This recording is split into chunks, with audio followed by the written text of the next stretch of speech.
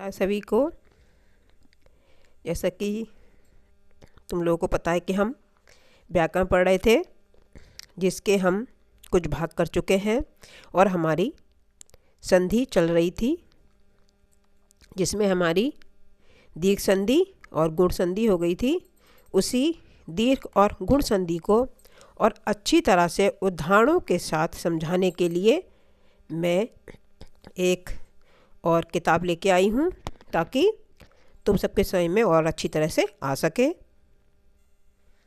देखिए, जैसे इस किताब में दिया हुआ है कि जब दो बाणों का पास पास आने से उसके रूप में परिवर्तन होता है, उसे संधि कहते हैं।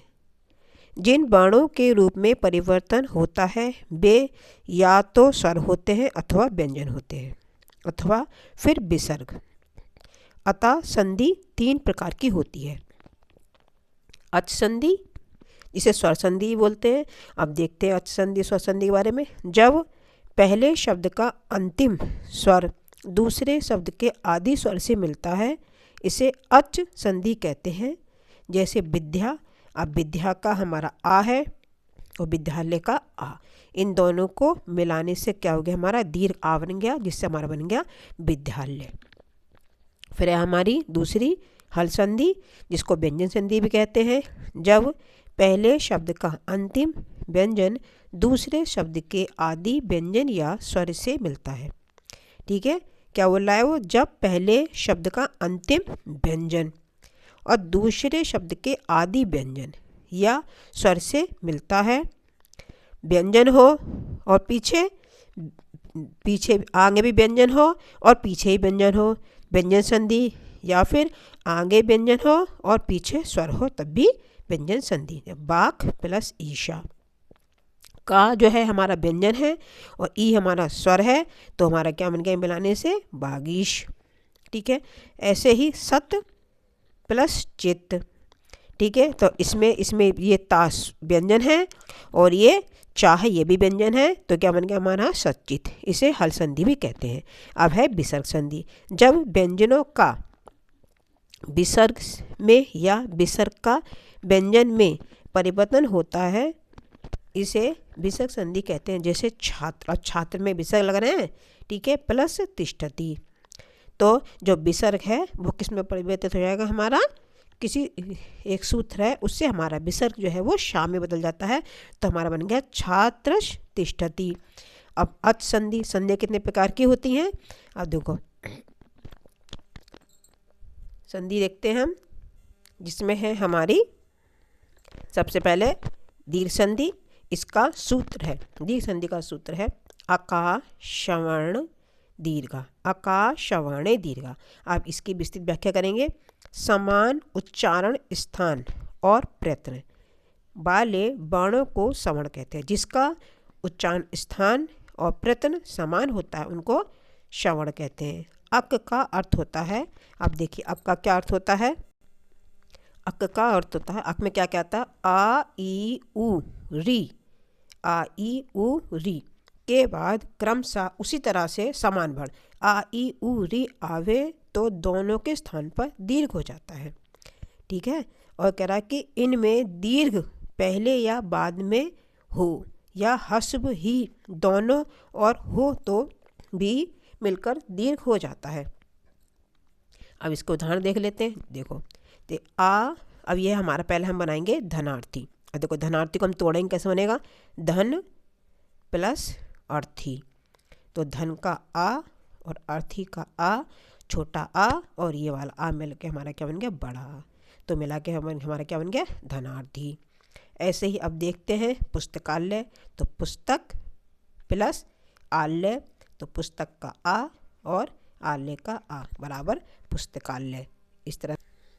इसी तरह से बन गया। इसी तरह से आ वाले का महाशय बना। अब ई का देखते हैं, यह है गिरीन्द्र, गिरीन्द्र, गिरीन्द्र में गिरी छोटी, जब उसको तोड़ेंगे हम तो क्या बनेगा? छोटी गिरी प्लस इंद्र। अब गिरी का ई लिया है और इंद्र का ई लिया है, तो छोटी ई और दोनों ई मिला के हमारी क्या बन गई? बड़ी, तो हमारा शब्द बन गया गिरीन्द्र। इसी तरह से महेंद्र, तो मही प्लस इंद्र, तो मही की ई, क्योंकि बड़ी ई है तो यहाँ ई लेंगे, छोटी छोटी ई, दोनों को मिला के हमारे बन गया हमारी बड़ी ई, तो बन गया हमारा महेंद्र। इसी तरह से बनेगा हमारा महिष। अब ऊ का देख लेते हैं। अब देखो ऊ है हमारा बधूत्सव, तो बधू हमारी हमेशा बड़ू की रहती है, तो बधू प्लस उत्सव। अब बधू का बड़ा ऊ और उत्सव का ऊ मिला के क्या बन गया हमारा बड़ा ऊ, तो हम बनाएंगे बधूत्सव।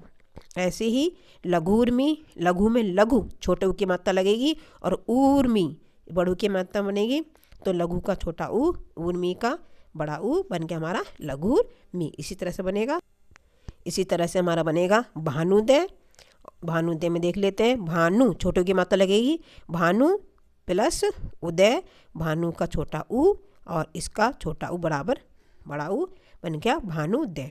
इसी तरह से चमूर जितम, चमूर जितम, तो चमू हमेशा बड़ू की मात्रा आएगी, चमू प्लस ऊर्जितम, तो इसका बड़ा ऊ और दोनों का बड़ा ऊ, तो ये हमारा बन गया चमूर जितम। अब री का देख लेते हैं।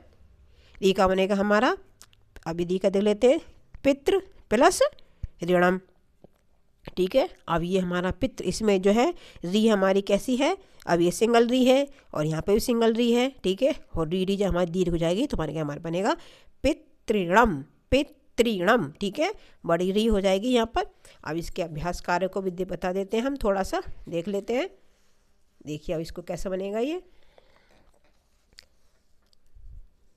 देखिए इसमें दे रखा है शुभागमन। अब इसको बना के देखो, शुभ प्लस आगमन बन गया शुभागमन। विद्याभ्यास, तो विद्या प्लस अभ्यास बन गया विद्याभ्यास। महात्मा, तो बन गया महा प्लस आत्मा। ठीक है, बन गया महा प्लस आत्मा, बन गया महात्मा। दोनों तरफ सार्थक शब्दी होनी चाहिए तभी संधि होती है। नदी प्लस ईश। ठीक है, ये वाला ईश बनेगा, नदी बड़ी की मात्रा, नदी प्लस ईश, नदीश। ये नहीं कि तुम नदी है तो नदी में जब इसकी विच्छेद करोगे तो छोटी की मात्रा लगाओगे, नहीं, बड़ी की मात्रा ही लगेगी। नदी प्लस शब्द जो बनेगा वो जो सार्थक शब्द होता है वही लगता है। नदी प्लस ईश, नदीश। ऐसी कपि छोटी की मात्रा आएगी, कपि प्लस ईश, कपीश। देव प्लस आलय, देवालय। विद्या प्लस आलय, विद्यालय। प्रभा प्लस आकर, प्रभा प्लस आकर। ठीक है, प्रभाकर, आकर बड़ा बनेगा। ऐसे ही तथा प्लस अपि, तथापि। शिष्ट प्लस आचरण, बड़ा आ, शिष्ट प्लस आचरण, शिष्टाचरण। सूर्य प्लस अस्तम, अब इसको जोड़ेंगे तो बनिएगा हमारा सूर्यास्तम। ठीक है, ऐसी मही बड़ी की मात्रा लगेगी, मही प्लस इंद्र, महेंद्र। यह है सुर, सुर प्लस आल्य, सुर प्लस आल्य, सुराल्य। सुर में क्या, सुर माने क्या होती है, सुर माने होती है मदिरा। शशांक, तो बनेगा इसमें बनेगा शश प्लस अंक, शश प्लस अंक, शशांक। ऐसे क्षिति छोटी की मात्रा चढ़ेगी, क्षिति प्लस ईश बनेगा क्षितीश। रवि छोटी की मात्रा, रवि प्लस इंद्र, रवींद्र। और ये पितृणाम अभी मैंने आपको बताया था, श्रीश, श्रीश, तो इसमें बड़ी की मात्रा रहेगी, श्री प्लस ईश, श्रीश। सुधी, सुधी बड़ी की मात्रा रहेगी, सुधी, सुधी होता है सुधी, सुधी प्लस इंद्र, सुधींद्र। ऐसी मुनि, अब यहाँ पे छोटी मात्रा आएगी, मुनि प्लस इंद्र, मुनीन्द्र। अब नीचे देख लेते हैं, नीचे यहाँ इसमें विच्छेद किया हुआ है, इसको हम अब मिला के बनाएंगे। सुख प्लस अर्थी, अब मिला के बनाइए, इसका आ जोड़िए, इसका बन गया सुखार्थी। पंच प्लस आननम, तो बन गया पंचाननम। ऐसी सिद्ध प्लस अर्थ, तो दोनों को जोड़ने तो क्या बन जाएगा हमारा सिद्धार्थ। साधु प्लस उपदेश, तो बड़ों की मात्रा हो जाएगी, बन गया साधुपदेश। राम प्लस आश्रय, तो बन गया रामाश्रय। क्षम्यताम, राम प्लस आश्रम बन गया रामाश्रम। परीक्षा प्लस अर्थी, परीक्षा प्लस अर्थी तो बनेगा परीक्षार्थी। महा प्लस आशय बन गया महाशय। शुभ प्लस आगमनम, शुभागमनम मैंने बताया था ऊपर। मदिरा प्लस आल्य बनेगा मदिराल्य। इस तरह से देव प्लस अर्चनम बन गया देवार्चनम। सुर प्लस अरि, सुरारी। सुरारी। सु प्लस उक्ति सूक्ति बड़ा हो जाएगा, सु प्लस उक्ति सूक्ति। भानु प्लस उदय भानुदय। कपि प्लस ईश्वर बन गया कपीश्वर कपीश्वर, बड़ी की बात हो जाएगी कपीश्वर। हरि प्लस ईश हरीश। सती प्लस ईश सतीश, बड़ी की मात्रा। नदी प्लस ईश्वर नदीश्वर, ठीक है नदीश्वर। हिम प्लस अद्रि हिम प्लस अद्रि तो बन गया हिमाद्रि। इसी तरह से आप बना के देखना। आशा करती हूँ कि आपको वीडियो पसंद आएगी। मुझे वीडियो में लाइक और सब्सक्राइब कीजिए।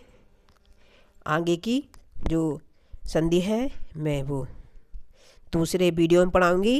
नमस्कार।